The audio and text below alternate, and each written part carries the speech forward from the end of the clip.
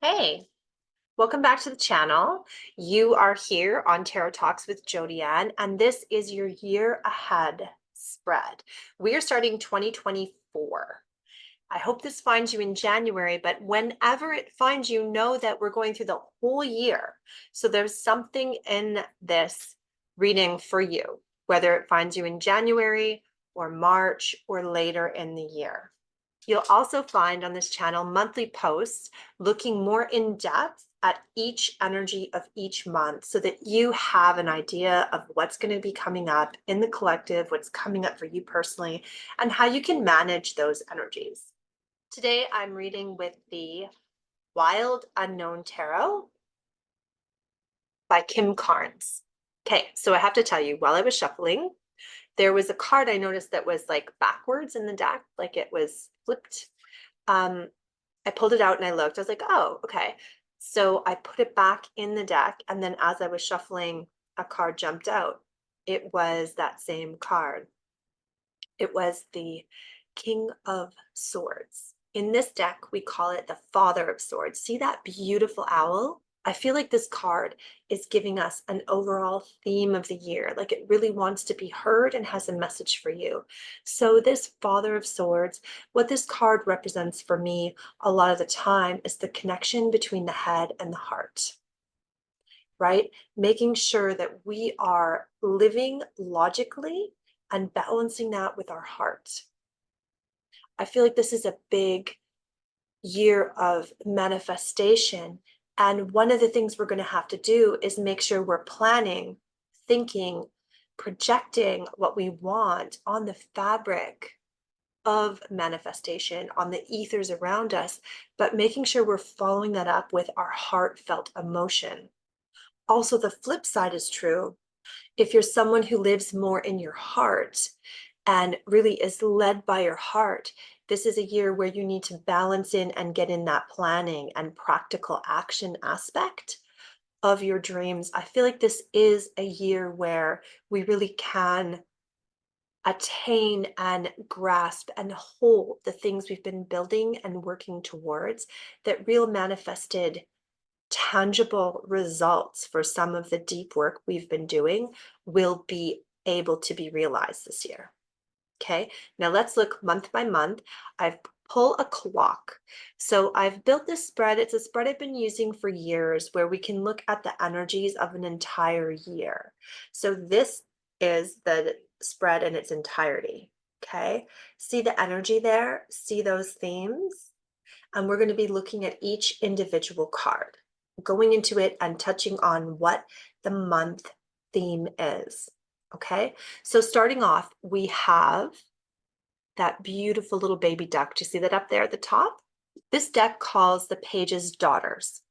The knights are sons, and we have mothers and fathers for kings and queens. So this is your daughter of cups, and she comes forward in this form of this baby swan. So as we go through this reading, I want you to think about creative projects that you have had on your back burner, creative projects you've been holding on to, dreaming about and planning about, whether you're dreaming from the place of your heart or planning from the place of your head. I want you to hold those ideas as we go through the first part of this reading, because I feel like these messages are about how we can create what it is we're dreaming about. We want to harness this energy of January. We have this beautiful baby swan. We have a new year. We have a new moon quite early on. And we have a lot of energy of practical moving forward. If you're into astrology, you know that the astrology around solstice, Christmas, New Year's was pretty profound. And as we move into this January 11th new moon, we have this energy of practical application and planning, this deep Capricornian energy, this earthy energy. And that's what this daughter of cups is talking about. So we have that creative watery element and this little duckling or swan. And what I want you to think about is, don't be afraid of how ugly things can seem in their infancy, how disorganized, how chaotic, how gloppy and weird it can feel That's just part of growing. Awkwardness is part of the process. We are not here to be perfect. We are here to be authentic.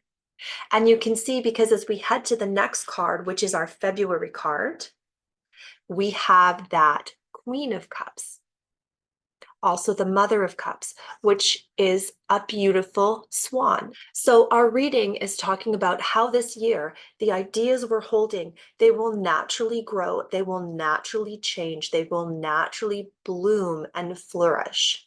Our job is to give them our energy and our hope and our practical planning. Don't focus on the outcome. Focus on, in this moment, how can I honor my dream? In this moment, how can I honor this project? In this moment, where am I putting my energy? Am I putting it in self-doubting behaviors, or am I putting it in hopeful, practical, step forward type thought patterns?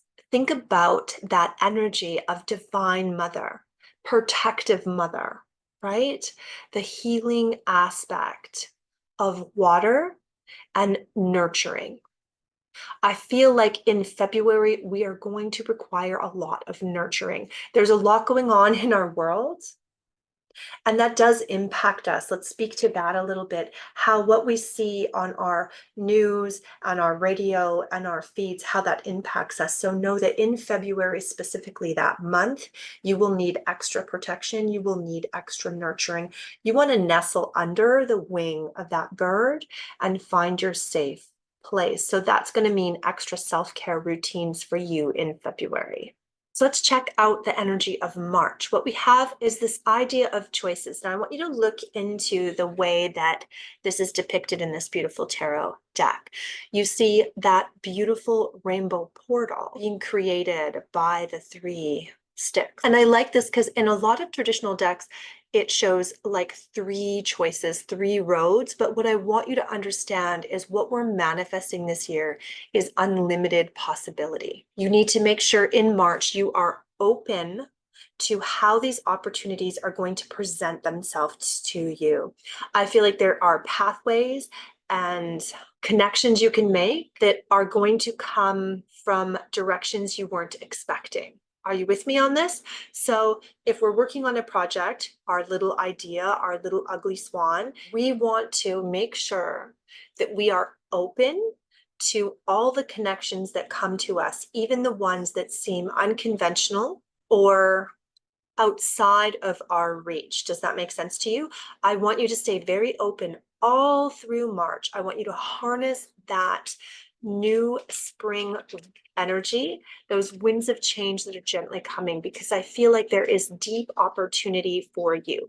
This doesn't necessarily mean a windfall, but it definitely means an opening, a door, a gateway, something for you to walk through that's going to lead you to where you want to go. And remember, when we dream big, the universe answers back beyond what we can imagine. I'm going to say that again for you. When we dream big and believe in our dreams, the universe will answer back larger than we can imagine. That magical trick is to stay open and to not control the outcome. Move towards it and stay open. Move towards it, stay open. That's what you want to keep doing. So April, we have another 3. Okay, so opportunities that we came across in March, I feel like they're going to flow into April. I feel like this springish time, March, April area of life is going to be very advantageous to us. There's going to be opportunities, there's going to be community building. Okay, so we want to look at opportunities that are also connected to connection, marketing style, but not just social media loves. I mean, like person to person, connecting with people, talking to people, rubbing elbows with people, really, really building community. In your job place, if there's an opportunity for conventions in your job place, if there's an opportunity for functions where you can network in person, these are going to be very, very advantageous to you. Really good opportunities. I feel like a lot of this year's reading has to do with business and growing our life. And this is interesting because if you were with me last January, it was all about deep, deep personal stuff. So now we're coming back up to this level of how that work is playing out in our actual day-to-day life on this physical plane. Okay.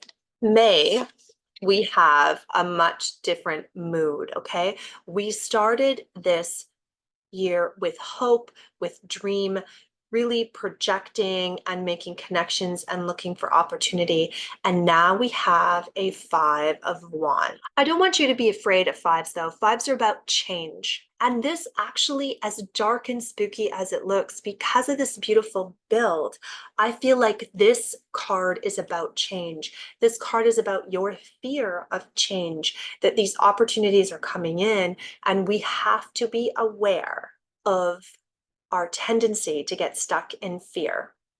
And I'm being reminded about that first card that popped out, the one that jumped out of the deck, the Father of Swords. This is where that balance comes in, right? Are we too much in our head? Are we allowing our worry? Are we allowing overwhelm? Are we allowing the details to drive us mad and stop believing in ourselves? Are we in our heart? Are we in that place of imposter syndrome, of not feeling worthy, of self-sabotaging through our lack of seeing how amazing we are? We don't need to get stuck here. We did all this work last year. Remember that Tower card we had in 2023 and all the heaviness we had all through the fall? This is going to echo that work, but you're stronger this year. You're braver this year.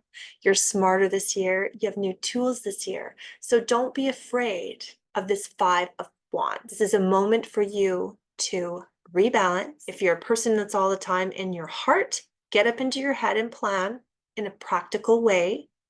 If you're all in your worry and your overwhelm, get into your heart and remember your strength and your beauty. Okay, in June, we have this Hierophant card. So because we did the work last year, we have the keys. We didn't let May scare us. We're brave. We're going deep.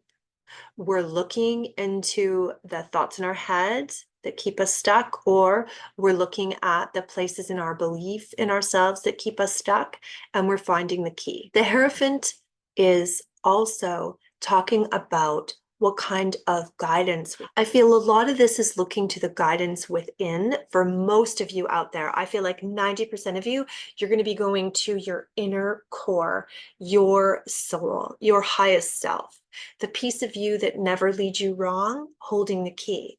A few of you, though, I feel like you're going to be meeting a mentor, someone who's going to teach you and give you some keys. Okay? It will happen organically. And watch for the signs. Do you look at that raven? Look at how he's calling. So look to the animal world for the kinds of signs you get. This might be actual ravens. It might be seeing a garter snake on your walk. It might be if the herons around the lower mainland speak to you. That's where I'm from. These are all animals around me. I forget what animals are around you. So maybe for you, it's a different animal that you hear that comes to you. Maybe it's hummingbirds, maybe it's something else. But look to the animal world for those signs. When you're feeling like you don't know and you're not connected, I feel like this June, there are opportunities for you to get grounded in nature and feel connected and know if you've made the right decision, right?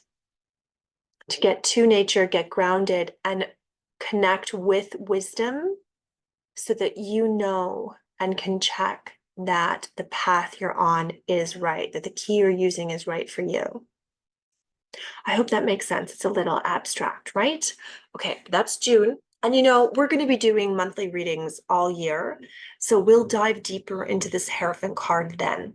Okay, July, we have the 8 of Swords. Bit of a heavy card. The 8 of Swords is always a heavy card because it talks about how we can hold ourselves prisoner. That's often the message we get, is how our own self-doubt is our own trap. In this particular deck, we see that chrysalis there. And the chrysalis is usually about transformation and change. And I am not going to blow sunshine at you. Transformation is difficult. It's painful. And all of the memes out there about what a beautiful butterfly you are doesn't erase how difficult the transition can feel and can be. So here we have a card that's traditionally about keeping ourselves trapped and the symbology of the chrysalis. So this is talking about, to me, when I put those together and I dive into the energy of it, what it's talking to me about is our tendency to stay in the comfort of our trauma. Does that make sense? I know that's heavy. Eight of Swords is a heavy card, though. We're looking at this summary energy where we have the Five of Wands, right? Our fear comes up. We need to dive deep and remember our truth, find our keys. Once we have them, some of us are not going to want to use them. When we get the mentor, when we get the wisdom, when we get the check-in from that Hierophant card, our fear comes up again. We are going to want to resist blooming and cracking out of our chrysalis and staying in stasis. Even though there's things happening in that cocoon, even though there's transformation happening, even though the wings are growing, and don't stay there too long. We do not need to learn from suffering. We can learn from happiness. We actually can. We create and move through things when we're very comfortable with trauma. We have a tendency to circle around in it. And this 8 is trying to show you that you can crack out, you can free yourself, you can move forward. Don't get stuck in the summer. Keep moving forward. You started this year with so much momentum, and we're moving through, and you need to keep going and not camp out. One of the things that can help us not camp out is going back to self-nurturing. And we see that with the Mother of Wands. So let's talk about the Queen of Fire. Let's talk about the Queen of Wands and what she represents. I love this depiction of this fiery feminine energy because we have a snake, which stands for transformation, and we also have her around a clutch of eggs. So we've got this mother instinct of protecting, a ruthless instinct of protecting. In your self-nurturing in August, this is not bubble bath nurturing. This is kindly telling yourself to keep going, that you believe in yourself, that it's only a little bit farther now, love. It's the encouragement. It's not cocooning you and wrapping you in a blanket. This is the kind of love that holds a hand out to you and asks you to walk forward. That's the kind of mother that we have in the Queen of Wands. We have a fiery mother. We have the mother who tells you that you are enough, that claps at every accomplishment and rejoices in your victory. So this is the change we want to see happen as we go through. And now let's think about our duckling again, right?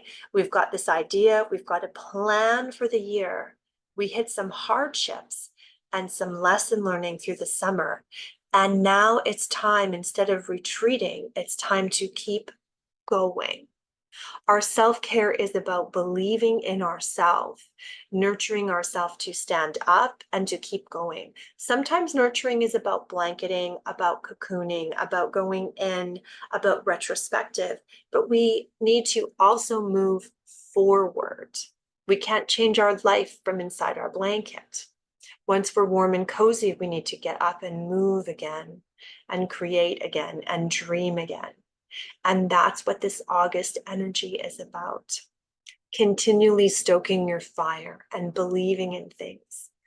Having something to protect, Mama Snake energy. And you'll see that, interestingly enough, the next card that came out is the Daughter of Wands. By nurturing yourself and being a warrior for you, by being your own cheering section, you create a space in your life where it is safe to be vulnerable, where you can step from that protective mother role back into the role of Daughter of Wands, dreamer, creator, inventor, where your aspirations have space to form and play and frolic. And we're dealing with fire energy. It's a different kind of creation energy than water energy. Fire creation is the spark creating electricity. That's the energy this beautiful creative daughter energy has. And you see that figure 8?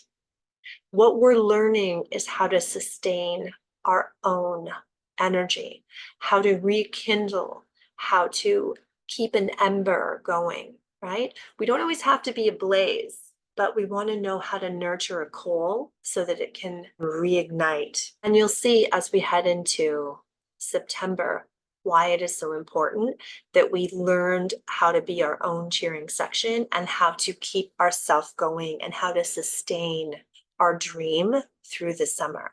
Because as we move into September, we pull a chariot card. And this chariot card comes through with deep prosperity. This is not an out of control chariot. This feels like fast moving, energetic flow. This feels like the connections that we started back in March and April are coming to fruition. We sustained through the difficult parts and we're getting our reward.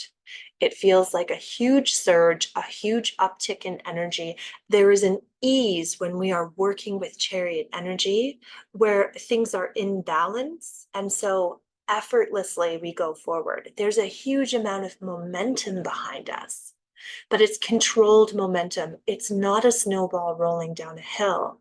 That's the energy of September. It's going to be a bit exhausting, but that's okay because as we head into November, we have this beautiful 4 of Wands.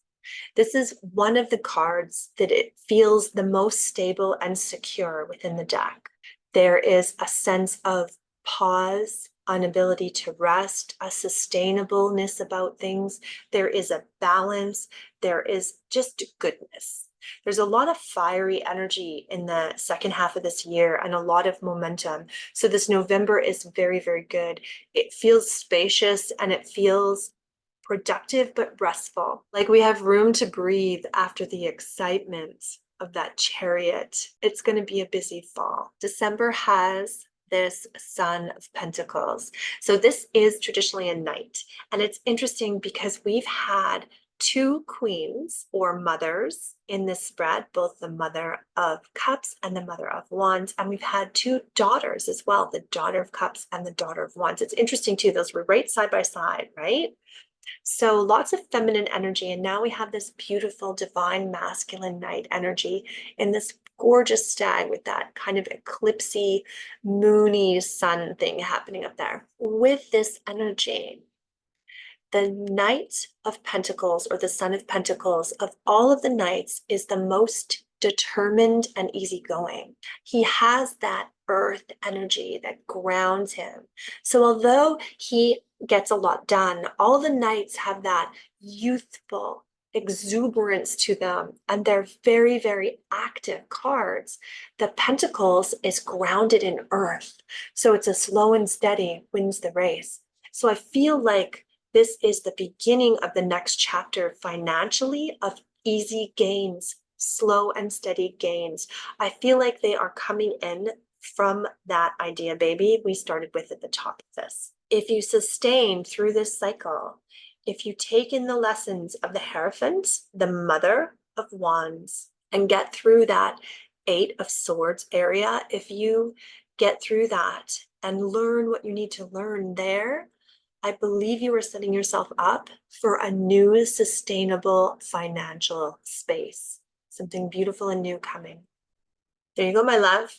2024, your year ahead spreads. This is the 3rd one we've done together. I can't believe it's been 3 cycles of this. I will continue to give you a monthly reading every month. So if you're still here, click the subscribe button because you don't want to miss it. You lasted this long. This is a long video. You clearly like it. So hit the subscribe so you don't miss out. I hope to see you back here. I'll be doing the last 7 cards of the High Arcana in Tarot Talks this year. They're connected to my podcast, The Witching Half Hour or so. Both the audio and the video have a little bit of a different vibe to them, so please check them both out. You can find my podcast where you find all your favorite podcasts. It's the Witching Half Hour or So. You can check out all the offerings I have, free classes, paid classes, events on my webpage, jodiannpsychicmedium.com. Take care, my love. I hope this is the brightest and best year that we have together.